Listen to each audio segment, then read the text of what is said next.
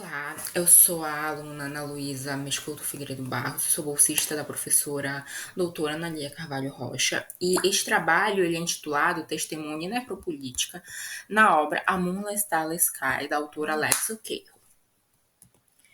Bom, um pouco do nosso sumário, nós vamos ter nossos objetivos, um pouco sobre a autora, a sinopse, a necropolítica, os contextos de violência, a literatura e testemunho, os testemunhos na obra, as considerações finais e nossas referências. Bom, nossos objetivos. O objetivo desse trabalho é relatar o testemunho e a necropolítica presente na obra A Moonlight Starless Sky, de Alex O'Keefe, apresentar a vida e a obra da autora, apresentar os contextos de violência, correlacionar com a literatura de testemunho, e os relatos dessa apresentação são referentes ao país Uganda. Esse trabalho é incorporado na fortuna crítica das autoras Valéria de Marco, Tânia Sarmento Pantoja, Wilbert Salgueiro e Atília Mbembe. Bom, um pouco sobre a autora, Alexa O'Keefe é uma jornalista americana e redatora do The New York, e A Moonlight Starless Sky foi vencedor do prêmio PEN Open Book 2018 como um livro rico e urgentemente necessário. Bom, a O'Keefe, ela faz essas reportagens sobre os conflitos e direitos humanos em toda a África, no México e no sul dos Estados Unidos. E a O'Keefe, ela cresceu no Alabama, ela é filha de pais nigerianos, ou seja, ela teve esse contato com a África Ocidental, onde ela ouviu esses testemunhos. Trouxe para vocês aqui também a citação da professora Tânia Sarmento Pantoja, no qual nós temos, no estado de exceção, a vida e nela tudo o que legisla deve se adequar aos interesses ditos excepcionais. A forma de vida implicada nesse processo é a da vida nua, cujo fundamento é a violência emergente de um soberano, ou de algo, ou alguém que representa uma soberania e exerce poder sobre essa vida. A suspensão das determinações jurídicas em prol da necessidade, ou mesmo na cultura do estado de exceção, gera uma vida nua e esta, por sua vez, é a condição fundamental para a emergência da catástrofe. A vida nua se apresenta desse modo também como outra condição devedora da arte da catástrofe. Nós vamos ter, dentro da obra, essas vidas nuas. O que são essas vidas nuas? É essa vida que tem essa violência emergente de um soberano, ou de algo ou alguém que representa a sua soberania. São essas vidas que estão nuas, que estão à mercê, que estão ali expostas. Um pouco da sinopse da obra, nós vamos ter dentro da obra 4 narrativas. Aqui nós vamos nos deter a Uganda, mas nós temos também Mauritânia, Nigéria e Somália.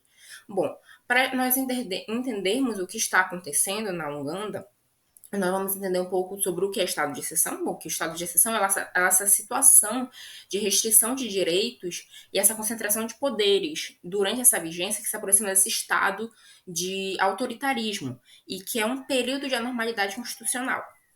E essa anormalidade é uma pretensão, uma característica marcante do estado de exceção.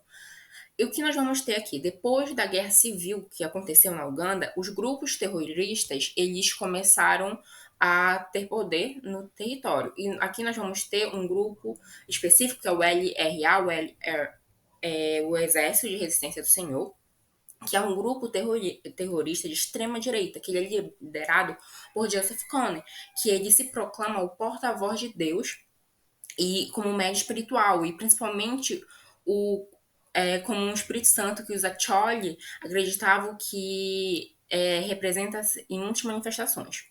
Esse exército ele é acusado por violações generalizadas, por estupros, mortes, sequestros de crianças, e o grupo ele atua principalmente no norte da Uganda.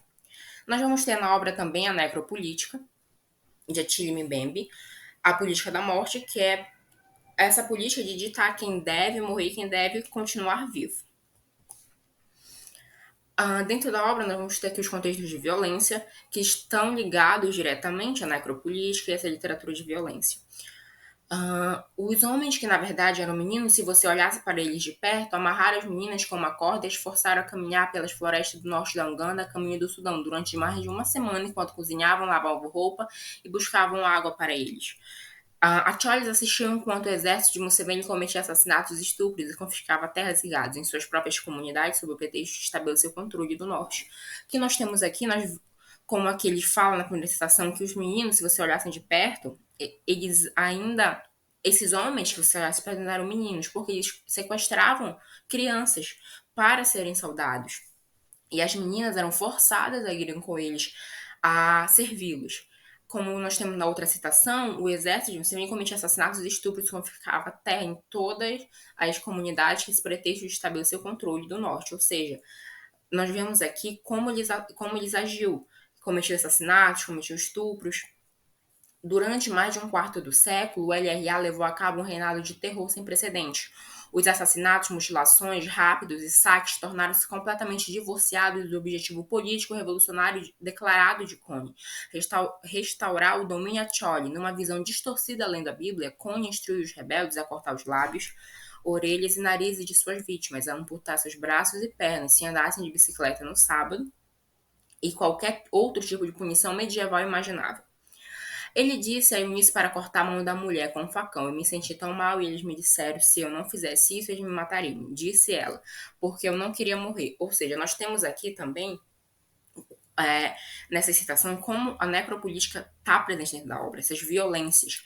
Como nós temos na primeira citação, Cone, ele usava a Bíblia para instruir os rebeldes a cortarem lábios, orelhas e narizes, fazer essas mutilações, usando a Bíblia como um pretexto. Nós temos a outra citação de Eunice, esse testemunho de Eunice, que ela disse que ela não queria cortar a mão dessa mulher, mas ela foi obrigada, porque se ela não fizesse esses atos, ela seria morta, e ela não queria. Ou seja, era pela sobrevivência dela. Depois de horas caminhadas, os rebeldes ordenaram que as crianças se sentassem em círculos e disseram-lhes que não havia esperança de escapar. Eles empurraram o irmão de Bosco, Patrick, para o meio do círculo e fizeram sentar. Um homem então pegou um facão e cortou uma cruz na cabeça e no peito de Patrick, matando-o. Ele então cortou a mão de Patrick e colocou-a dentro da barriga aberta do mesmo. Bosco sentiu-se entorpecido, bastante espancado, em um estado de choque. Ele tinha certeza que seria morto em seguida, para assustar. Impedindo as crianças de fugir, os rebeldes forçaram cada criança a tirar a mão da barriga de Patrick e depois colocá-la em volta. Dentro, 4 crianças recusaram-se e foram executadas. Bosco removeu a mão e colocou de volta dentro. Como nós podemos ver nessa citação aqui, nós podemos perceber como aqui temos as vidas nuas. A citação que eu trouxe anteriormente sobre vida nua, nós temos aqui que a vida do irmão de Bosco, Patrick, foi uma vida nua. Foi essa vida que não importou. Nós temos aqui a necropolítica, essa vida que não importou. Que eles simplesmente pegaram o irmão de Bosco, colocaram no meio do círculo, fizeram essa tortura com ele e 4 crianças se recusaram a tirar a mão de dentro da barriga aberta do irmão de Bosco e foram executadas. A primeira noite de Eunice com Bosco no acampamento parece mais um pesadelo. Ele pediu para que ela dormisse com ele e ela recusou. Ele insistiu e a estuprou. Sua primeira experiência sexual. Como foi citado anteriormente, que esse grupo terrorista ele cometia assassinatos, estupros, esses sequestros. Essas meninas eram obrigadas a irem. Uma menina que não era da escola tentou escapar e os rebeldes forçaram algumas das estudantes a espancá-la até a morte com troncos de árvores. As próprias meninas foram espancadas pelos rebeldes por qualquer motivo, inclusive por expressarem dor. Ou seja, essas meninas não podiam nem expressar seus sentimentos, que elas eram punidas. Nós temos também novamente aqui essa política da morte, essa necropolítica presente, essa vida nua presente na obra. Um pouco sobre a literatura de testemunhos, são produções literárias elaboradas por sobreviventes de catástrofes históricas que reivindicam com a escrita um pacto com o vivido. O que nós vamos ter aqui, que é após a Guerra Civil da Uganda, ou seja, a catástrofe histórica que aconteceu aqui foi a Guerra Civil da Uganda, e que esses testemunhos vai reivindicar com a escrita esse pacto com o vivido. É a relação entre literatura e violência, como nós podemos ver até agora, que nós vamos ter dentro da obra, essa violência emergente, essa violência muito presente na obra. O editor organizador elabora o discurso de um outro, e este outro ele é um excluído das esferas de poder e saber na sociedade. Ou seja, esse outro ele é um subalterno, ele está à margem na sociedade. Por raça, por exemplo, era na África. São produções, como eu falei, são produções de pessoas, são testemunhos, né, das pessoas que passaram por essas catástrofes históricas. Bom, o letrado organizador do texto é solidário e deve reproduzir fielmente o discurso do outro. Esse se legitimiza por ser representativo de uma classe, uma comunidade, um segmento social amplo e oprimido. Bom, nós temos uma citação de Alex O'Keefe que, como ela fala nesse reproduzir fielmente o discurso do outro, que precisa ser solidário. Ela fala em uma das suas citações, um dos seus relatos, que ela fala: tentei falar com os dois com o máximo de sensibilidade que pude, expressar-lhes o quão errados e terríveis eu achava que as suas experiências haviam sido, mas ainda estava pedindo-lhes que contassem o horror e a dor que passaram. Ou seja, ela tenta ser solidária, ela tenta reproduzir fielmente, mas ela sabe que ela ainda estava ali pedindo para que eles contassem e relembrassem o que eles tinham passado. Bom, um pouco dos testemunhos na obra. Eunice queria causar muitos danos depois. Eunice queria causar muitos danos e depois me matar. Fiquei muito feliz. Eu queria causar muitos danos e depois me matar. Fiquei muito feliz em vê-lo e tive medo de que não voltasse. Pensei nele a maior parte do tempo, principalmente quando as crianças estavam doentes. Eu precisava de sua ajuda e conforto, disse-me Eunice. Bom, como nesse testemunho de Eunice, foi logo depois que ela conseguiu fugir e depois Bosco conseguiu também e foi atrás dela. Nós vamos entender mais à frente que essas meninas, elas eram obrigadas a viverem com esses soldados, a casarem, estabelecerem uma família nas florestas com esses soldados. Como nós temos nesse outro testemunho, que Eunice diz. Eunice me disse que ela e Bosco estavam vivendo juntos como pessoas que não eram obrigadas a viverem juntos.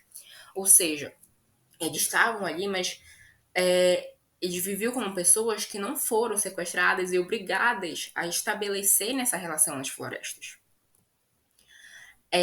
Ao falar daquela época comigo, ela ficou chateada, lutando contra as lágrimas. É um testemunho que O'Keefe conta como Eunice ficava ao testemunhar o que ela passou. Eu disse a ela para não vir onde estou, eu disse a ele para não vir onde estou e que ele não pode ver meu filho. Quando vejo na estrada, me recuso a cumprimentá-lo. Eu era tão jovem e me tratou tão mal. Nós temos outro testemunho aqui que linka com os primeiros, que é como essas meninas eram obrigadas a viver com esses soldados e alguns não tratavam, a maioria não tratavam elas bem. A maltratavam, obrigavam ela a fazer coisas que elas não queriam. Ou seja, algumas, logo após que conseguiram fugir das florestas, não queriam voltar a viver com os seus parceiros, com esses soldados que elas conheceram dentro das florestas, né? Que foram obrigadas a viverem com eles. Então, como esse testemunho fala, ela se recusava a cumprimentá-lo. Ela era tão jovem e tratou ela tão mal. As nossas considerações finais. Bom, esse trabalho ele visa mostrar os testemunhos, a necropolítica, os casos de estado de exceção do século XXI, por meio dos relatos de Eunice Bosco, um casal que na África moderna foram vítimas de sequestro do LRA de Joseph Kony e obrigados a realizar atos de horror. E as nossas referências. Esse trabalho ele foi também desenvolvido dentro do projeto de pesquisa CRENAC.